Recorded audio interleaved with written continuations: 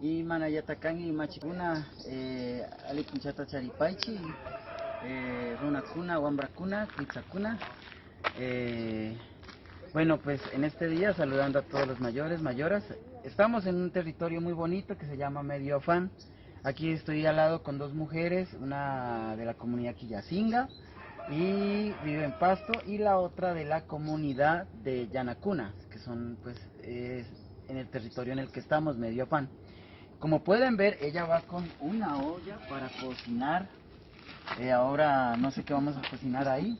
Vamos, digo yo, ya me incluí ahí. Y bueno, es un territorio muy lindo, podrán darse cuenta. Y vamos a saludarnos aquí con la mayora un momentico. Alipunya.